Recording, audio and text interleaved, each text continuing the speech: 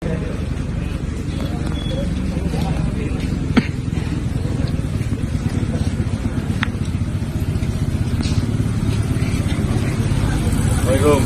Waalaikumsalam.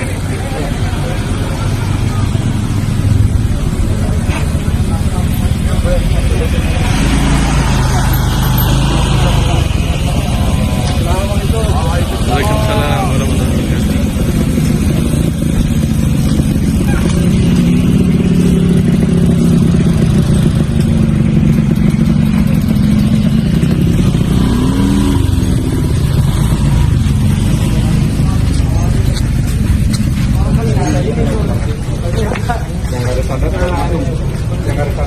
Nggak ada standar siapa? Nggak ada standar di depan. Sama. Kalau nggak ada dulu, mobil gue.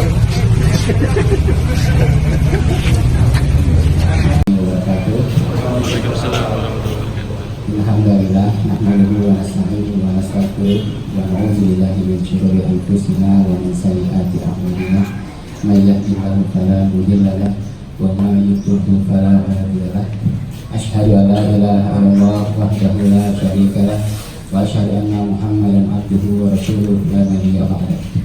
Allahumma shalli wa sallim wa barik ala sayyidina Muhammadin wa ala alihi wa sahbihi ajma'in, amma ba'du. Yang pertama-tama yang sama-sama kita muliakan guru kita Ustaz Abdul Somad, yang kami muliakan teman-teman rombongan dari musyawarah. Ini ada Mas Dimas, Mas Ali Untung, Mas Rizal, Mas Reza dan kawan-kawan, Mas Adrian, Mas Agus dan kawan-kawan yang tidak sebesar-satu, dan juga pengurus dari Dinas Santri Quran Dispil, teman-teman santri di cabang Bintaro. Alhamdulillah, kesempatan pada pagi hari ini kita mendapat suatu anugerah yang luar biasa. Di pondok yang sangat sederhana ini kita kedatangan tamu istimewa. Memang ini jujur aja tidak diagendakan, tapi agak terkesan dadakan. Karena memang ya kita jujur aja kalau lihat pondoknya sekecil ini belum berani ngundang Ustaz. Jadi karena memang mungkin doa dari para santri. Jadi kalau saya tanya santri satu persatu siapa Ustaz favoritnya, mereka bilang Ustaz Abdul Somad salah satunya. Jadi mungkin dua beliau lah yang barangkali mengangkat beliau di sini. Dengan tentunya bantuan dari teman-teman musyawarah. Saya pikir subhanallah ini dua santri, karena mereka juga sejak awal menjadi menghafal Al-Quran di sini selama 2 tahun. Jadi apa yang mereka doakan mudah-mudahan makbul. Dan kadang-kadang pengurus begitu. Kalau pengurus ada hajat, pengurus ada kesakitan sebagainya, minta doanya ke santri. Jadi memberkah santri luar biasa. Kemudian terus sedikit informasi saja. Jadi pondok Bina Santri atau BSP ini alhamdulillah saat ini ada 4 lokasi. Ini lokasi di Bintaro ada 2, ada Ikhwan dan Akhwat. Kemudian ada lokasi di Tanah Kusir dan lokasi di Parung, Bogor. Dan kita punya cita-cita sederhana, cita-cita sampai Ustaz tadi sampaikan di musola ya kan. Kalau kita meninggal ingin punya satu legacy, punya suatu karya, punya suatu hal yang dikenang dan oleh Allah bahwa kita membuat sesuatu proyek-proyek yang besar. Saya itu kalau boleh ngiri, pengurus ngiri dengan pusat-pusat besar yang punya proyek-proyek besar. Ada misalnya Hakim dengan Darut Tauhidnya, ada Yusuf Mansur dengan Darul Burhan, ada almarhum Kiai Haji Abdurrahman Azifah dan sebagainya. Jadi itu meninggal ada beberapa besar yang kita kenal, kita persembahkan untuk umat ini ya.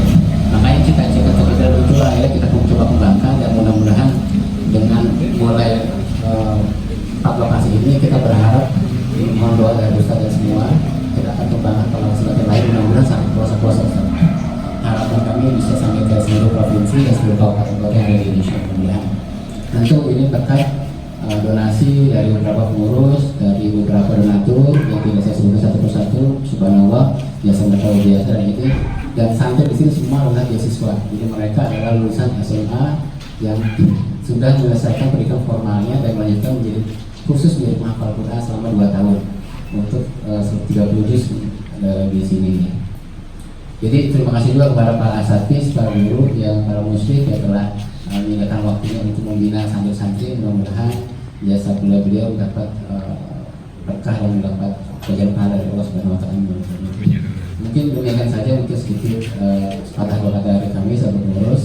Terima kasih sekali lagi kepada rekan-rekan musyawarah, Mas Dimas dan kawan-kawan yang telah membantu fasilitasi untuk kedatangan saudara semua ke sini. Mudah-mudahan kedepannya kami bisa menjadi harapan dari para ustadz gitu ya.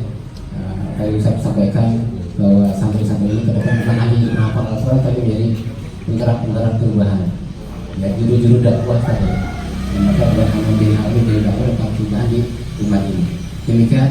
Wabillahi taufiq wal hidayah. Assalamualaikum warahmatullahi wabarakatuh. Waalaikumsalam warahmatullahi wabarakatuh. Waalaikumsalam warahmatullahi wabarakatuh. Masya Allah, doanya luar biasa juga untuk para santri-santri di depan saya, siapa tahu menjadi pemimpin peradaban di masa yang akan datang.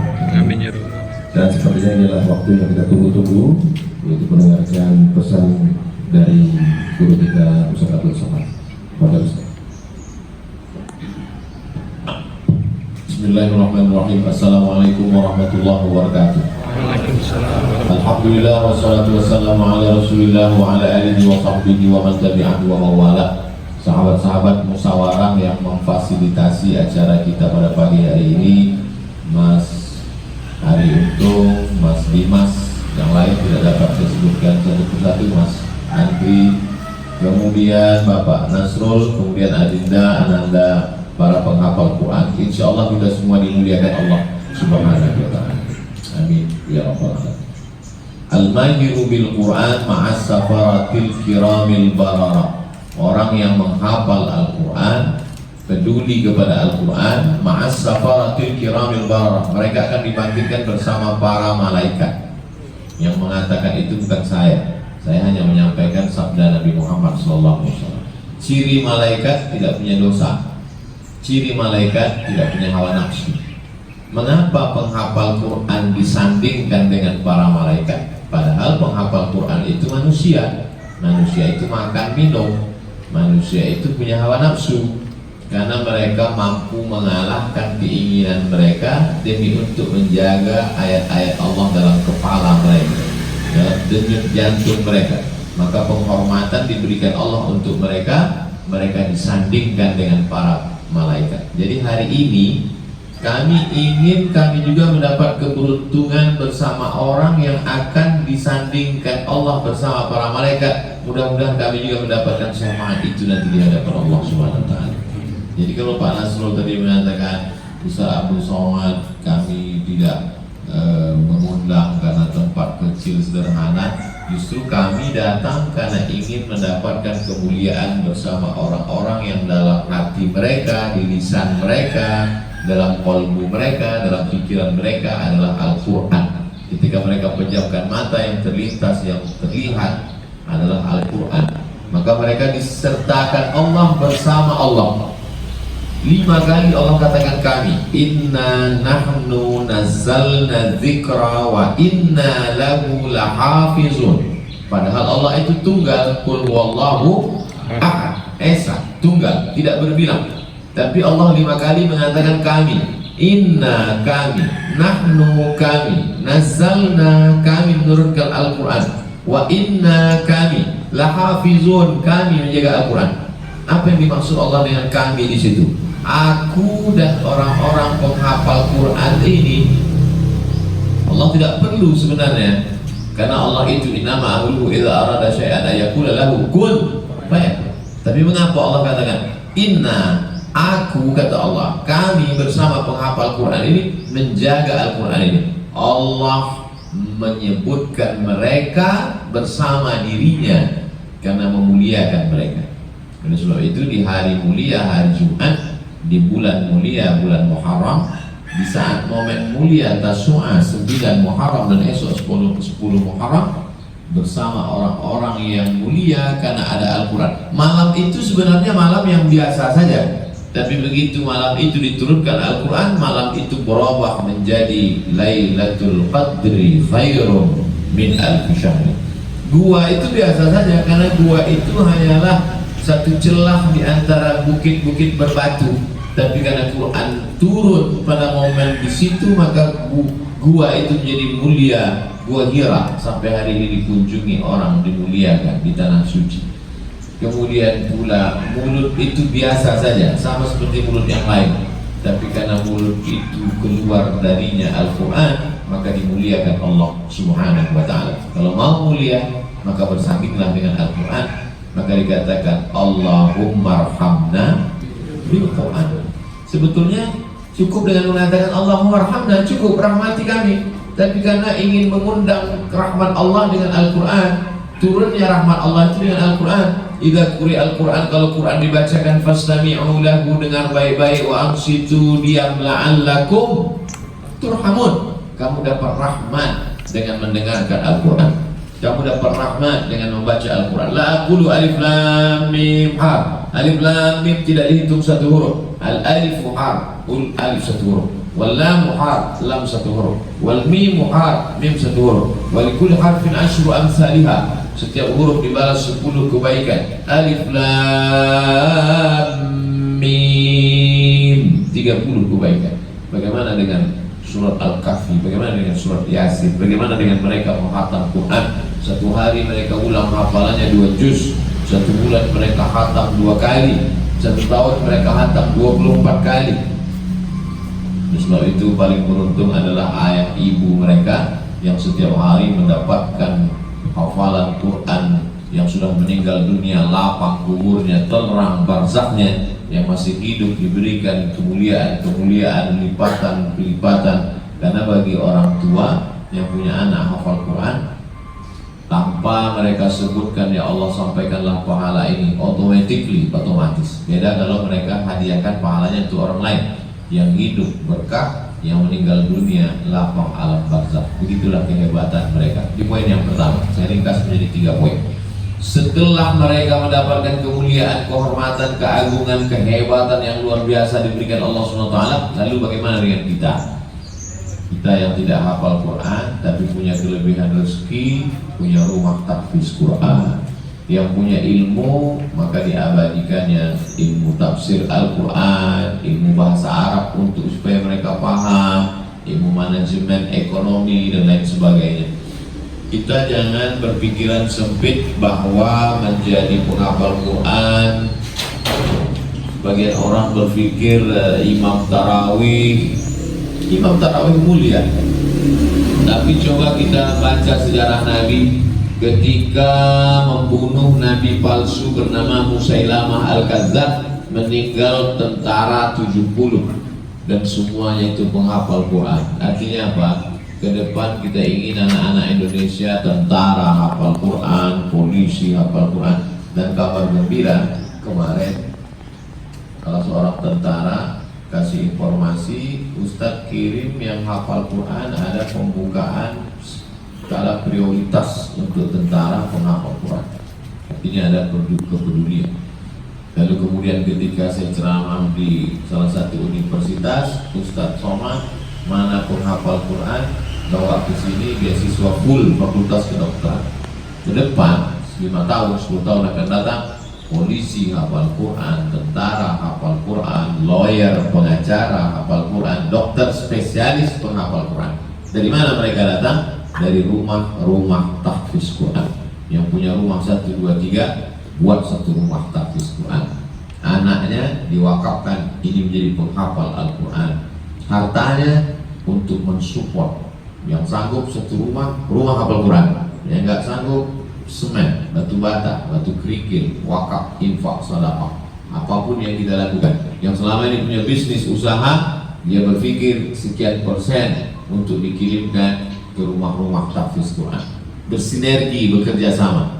Maka sahabat-sahabat musyawarah salah satu yang berkontribusi. Kita doakan semoga sahabat-sahabat musyawarah tetap solid, tetap bekerja sama, tetap menjadi pensupport rumah-rumah penghafal Quran. Amin. Yang terakhir, yang ketiga, jangan pernah berhenti berkayuh, karena ketika berhenti berarti jatuh. Karena kebetulan tadi naik sepeda. Itu filosofi naik sepeda. Ketika sedang mendaki, tadi kami beberapa kali mendaki, jangan merasa putus asa. Kenapa? Karena di depan pasti ada jalan turun. Dan ketika sedang menurun, jangan pula terlampau bahagia. Kenapa? Di depan masih ada lubang, beberapa kali lubang. Artinya apa? Selalu waspada, selalu tetap beraktivitas. Berhenti bergerak berarti kita sudah putus harapan. Fi kulli harakat barakah. Dalam setiap gerak ada keberkahan. Mulut bergerak, hati bergerak. Tawaf itu kan simbol gerak. Subhanallah walhamdulillah wala ilaha illallah wallahu akbar. Selesai tawaf dilanjutkan dengan sa'i. Inna safa wal marwata min syairillah. Selesai itu barulah kita sampai pada tingkat kesucian, tahallul, mencukur rambut habis. Dan ketika dicukur habis, tumbuh yang baru. Generasi ini bertukar terus, berganti. Para ulama penghafal Quran mati meninggal dunia, tapi kita tidak sedih, tidak kecewa, karena ada tunas-tunas hijau yang tumbuh. Mereka ini yang akan melanjutkan kehidupan ke depan. Jadi kalau hari ini orang merasa putus asa, depresi, merasa kalah, orang Islam tidak pernah putus asa, karena mereka akan melanjutkan tongkat estafet perjuangan, insya Allah. Takbir, Allahu Akbar.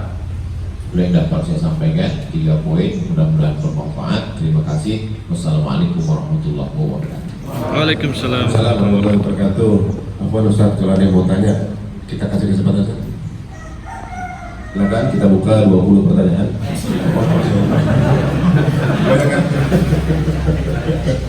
Padahal silakan ya, teman-teman santri yang mau bertanya, monggo. Ya, teman-teman dari musyawarah tidak boleh. Silakan.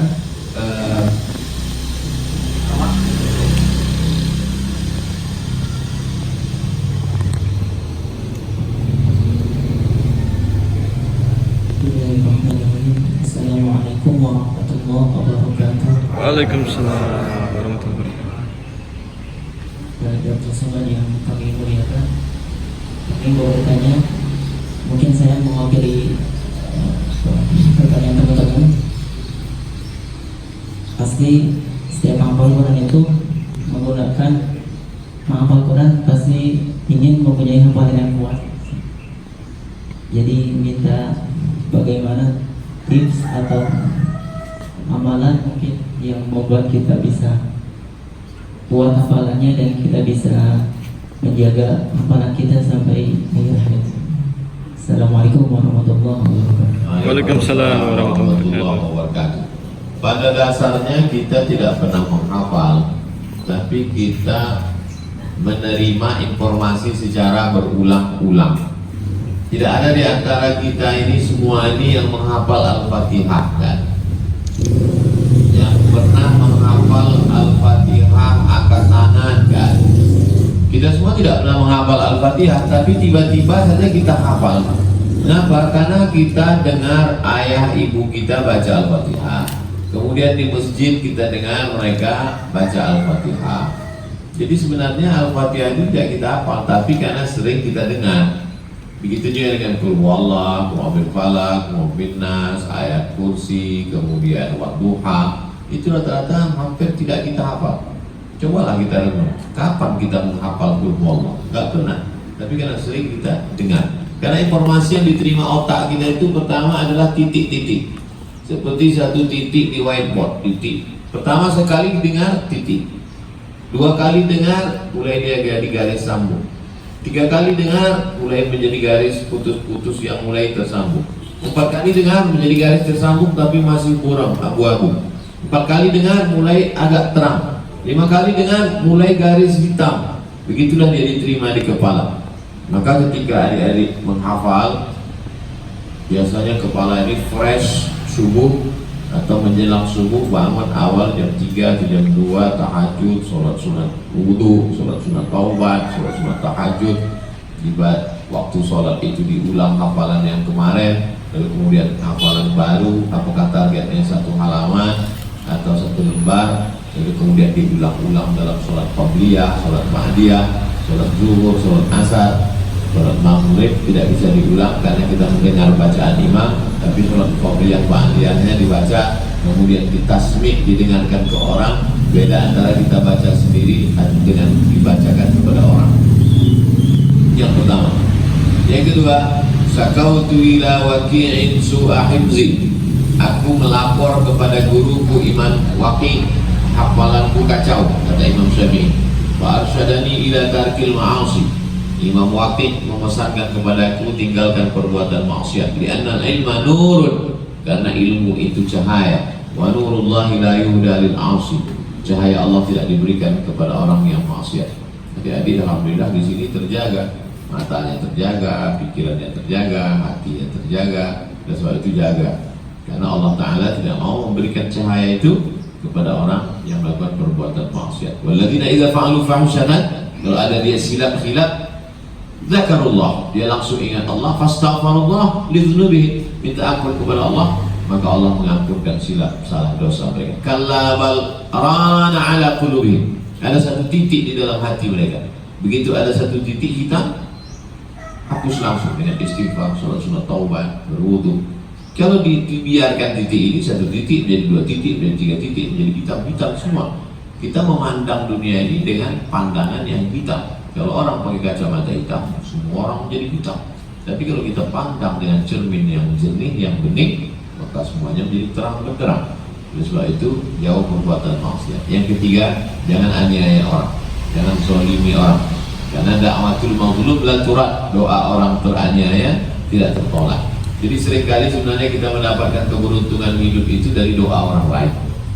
Doa dari sahabat-sahabat musyawarah, doa dari Pak Nasrul, doa dari tokoh masyarakat.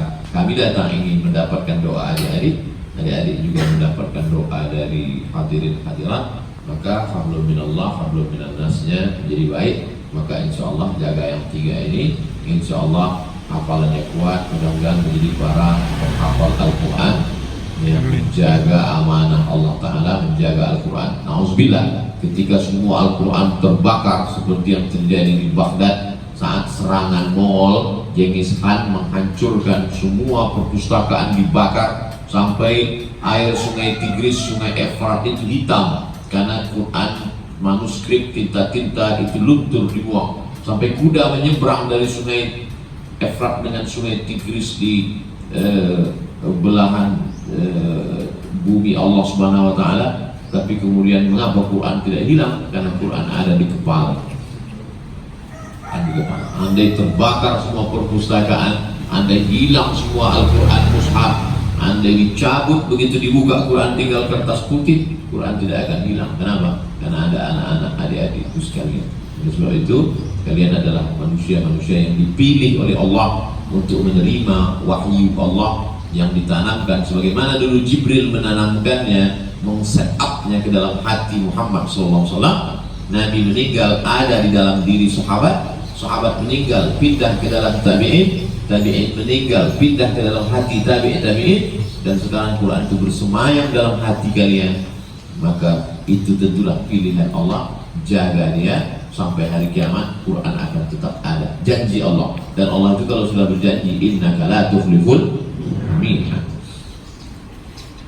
Yuhibbuhum wa yuhibbuna. Ketika Allah cinta kepada mereka, mereka membalas cinta Allah. Wa may yartadda minkum an dinihi, siapa di antara kamu yang meninggalkan Al-Quran ini, meninggalkan agama Islam ini, meninggalkan agama ini, apakah padam Islam ini? Tidak. Fasawfa ya'tillahu biqaumin, Allah akan ganti dengan sekelompok orang. Bagaimana sifat mereka? Yuhibbuhum, Allah cinta kepada mereka. Wa yuhibbuna, Allah balas cinta mereka.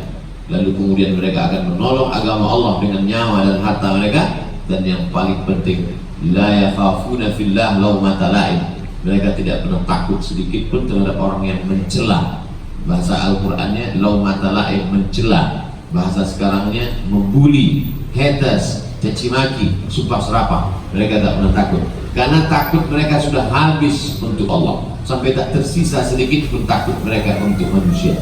Untuk COVID ada sedikit, tetap ikut protokol kesehatan. Allah maaf.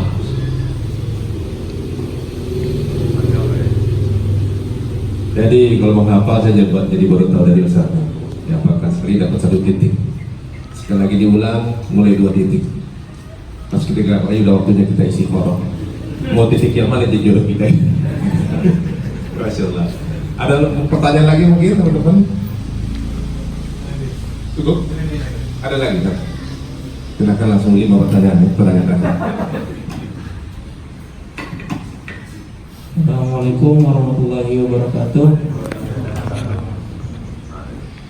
Ustaz, saya mau tanya gimana caranya menghilangkan rasa sombong dari dalam diri, karena jujur saya pribadi kadang-kadang masih ada sifat sombong gitu, karena merasa kalau mohon maaf saya kan di sini penghafal Quran gitu ya, hafalan semakin banyak, kadang-kadang ada orang yang baru mulai baca, ada yang baru mulai maknanya masih salah-salah, kadang-kadang ada di hati tuh rasa sombong gitu, lebih baik dari dia gitu, walaupun kadang-kadang kita sudah jangan kayak gini, tapi kadang-kadang tanpa diingat itu timbul sendiri Zat.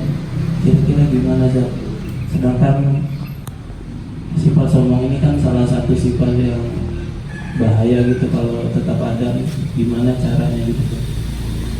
La yadkhulul jannah, tidak masuk surga, man kana fi qalbihi, siapa yang dalam hatinya mithqala habatin min khardalin min kibrin, ada sombong sebesar mithqala habatin min khardal, sebesar biji sawi. Yang belum pernah melihat biji sawi, lihat tai coro, kecoa besar itu, sombong dalam hati, la yadkhulul jannah, tidak masuk surga. Bagaimana cara menghilangkan kesombongan itu? Tidak ada yang paling sombong di sini kecuali saya, karena saya masuk dipersilakan, sepeda saya dilipatkan, yang lain dilipat sendiri, saya dilipatkan, helm saya dipasangkan, sampai di sini yang lain duduk di lantai, saya dikasih karpet, di atas karpet dikasih sajadah. Panggil yang terhormat Profesor Dr. Abdul Somad LC MA PhD Datuk Sri Ulama Setia Negara Kai Jaga Mangku Dilaga, 1 meter panjangnya. Gimana cara Ustaz menghilangkan kesombongan itu? Saya cari orang yang paling alim, paling tua, paling berilmu, saya cium tangan. Saya cari orang yang tidak berdosa, orang yang nanti tidak dihisab di akhirat, langsung masuk surga. Orang-orang cacat, orang-orang yang dihilangkan akalnya. Ketika bertemu dengan mereka, bersalaman mereka, saya cium tangan mereka, saya sentuh kepala mereka, menetes air mata saya, karena mereka nanti di akhirat langsung masuk surga. Sedangkan yang paling lama hisabnya Abdul Somad, karena paling banyak ngomongnya, paling panjang ceramahnya. Ma yalfizu min qaulin, tidak keluar satu kata pun dari mulut, illa ladaihi raqibun atid, ada malaikat yang mencatat, dan catatan itu paling banyak. Di antara kita semua ini dari tadi siapa yang paling banyak ngomong? Abdul Somad. Setelah itu baru Mas Adi. Semua akan dituntut di hadapan Allah Subhanahu wa Ta'ala. Jadi pandanglah diri sebagai orang yang paling banyak dosa. Ketika saya melihat ada yang paling tua di antara kita di sini, saya berkata, oh engkau Pak, engkau umurmu lebih banyak, amalmu lebih banyak daripada aku. Ketika melihat adik-adik, anak-anakku, kalian anak-anakku jauh lebih muda, dosa kalian paling dikit, lebih dikit daripada aku. Selalu kita melihat bahwa kita orang paling banyak dosa, paling banyak silap, paling banyak salah. Melihat orang lain paling minim dosa, tidak buat salah. Begitulah kita di hadapan Allah. Man tawadha'a, siapa yang merendahkan dirinya, illa rafa'ahu Allah, pasti diangkat Allah derajatnya. Ketika engkau bangga, sombong, angkuh, disitulah puncak kebinasaan. Pada saat engkau rendahkan dirimu di hadapan Allah, lantai diinjak tapak kaki, kau tempelkan keningmu ke lantai, saat itu kau katakan yang tinggi cuma Allah. Subhana rabbiyal a'la wa bihamdi. Jangan pernah merasa sombong. Masuk ke WC masjid yang paling kotor, paling jorok, masukkan brus dalam kresek dengan deterjen, cari WC masjid paling kotor, cuci. Itulah tempat engkau, hai Abdul Somad, yang tanganmu dicium orang bolak-balik auto reverse gak berhenti itu. Nah, inilah tempat engkau sesungguhnya yang kotor ini. Ini jangan tahu orang lain, jangan hidupkan kamera streaming. Hai guys, cukup yang tahu itu cuma kita aja.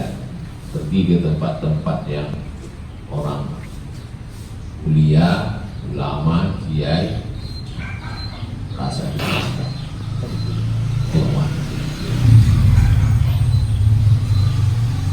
Masya Allah. Sepertinya saya mulai sekarang akan memberikan kesempatan kepada Dimas untuk berikut yang saya.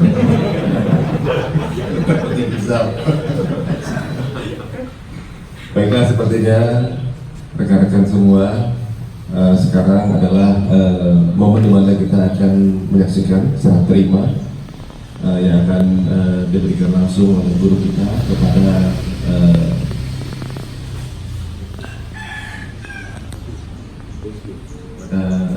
BSQ yang diwakili oleh Pak Nasrul sebagai perwakilan. Monggo, kami persilakan.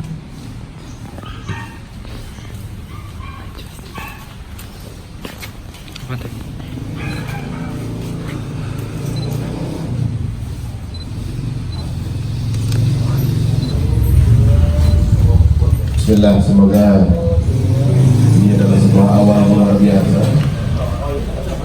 Musyawarah bisa orang kami Anda.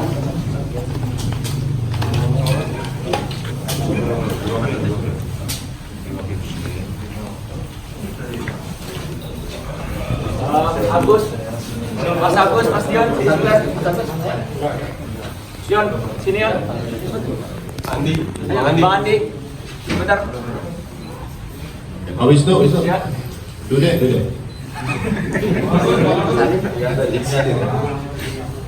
Sini Mas Dion. Miko. Pak Yulia, Pak Omar, kawasan. Miko.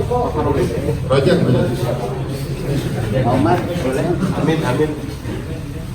3, 2, 1. Oke.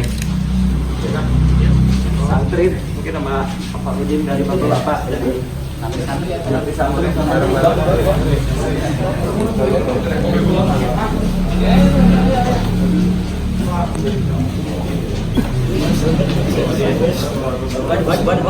Ayo.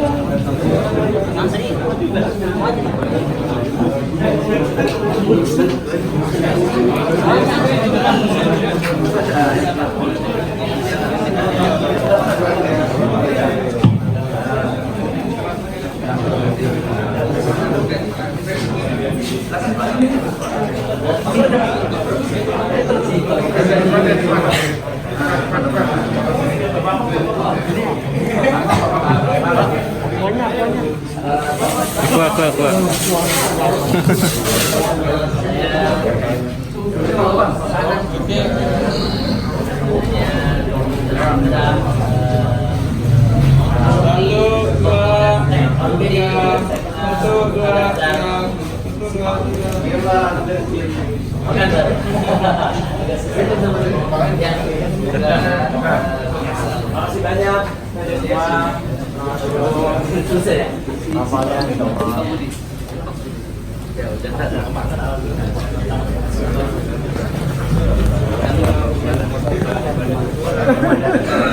Santri mau foto silakan dicatat oleh Bapak.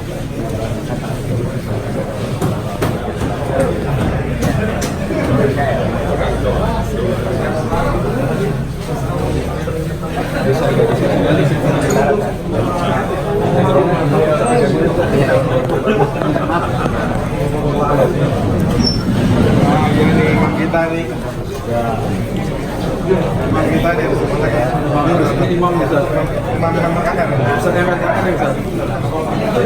Assalamualaikum warahmatullahi wabarakatuh. Pagi yang penuh berkah ini saya sedang berada di BSQ Bina Santri Quran. Mudah-mudahan ini menjadi spirit buat jamaah dimanapun berada. Rumahmu yang besar itu akan tinggal, tapi kalau kau wakafkan untuk rumah Al-Quran itu yang akan kekal abadi. Mobilmu yang mewah juga akan menjadi ahli waris. Syukur-syukur anakmu penghafal Quran, dia akan bawa tempat itu ke masjid, tapi kalau tidak dia hanya akan menjadi konflik semata.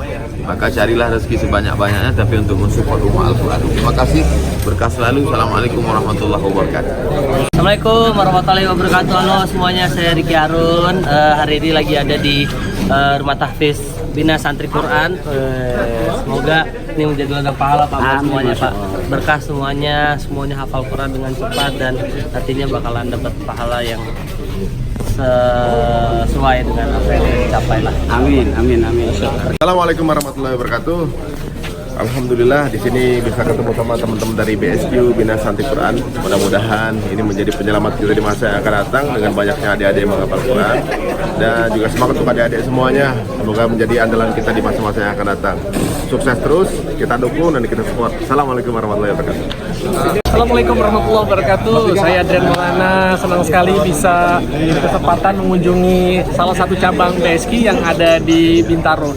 Semoga ini bukan merupakan tempat yang terakhir, tapi justru menjadi satu momentum untuk lebih banyak lagi rumah-rumah tahfiz yang seperti ini. Doa saya buat seluruh kebaikan bagi adik-adik santri dan juga seluruh yang berkontribusi untuk menjaga Quran selalu ada, bergaung di mana-mana, dan khususnya adalah di hati setiap manusia. Amin amin robbal alamin. Assalamualaikum warahmatullahi wabarakatuh. Bismillahirrahmanirrahim, santri BSQ, insya Allah semangat terus. Alhamdulillah dapat tunjukan dari Ustadz Abu Somad, mudah-mudahan menjadi spirit untuk teman-teman. Targetnya bisa dimajukan lagi, mungkin targetnya tadi beberapa bulan bisa dikecilkan lagi, 2, 3, 4 bulan sudah bisa sesuai targetnya. Terima kasih, semangat terus. Assalamualaikum warahmatullahi wabarakatuh. Waalaikumsalam. Assalamualaikum warahmatullahi wabarakatuh. Saya Adi Ciko, buat seluruh santri-santri dari BSQ, semangat terus dan selalu jangan pernah merasa paling hebat karena ada Allah Ta'ala. Sukses, berkah. Assalamualaikum warahmatullahi wabarakatuh.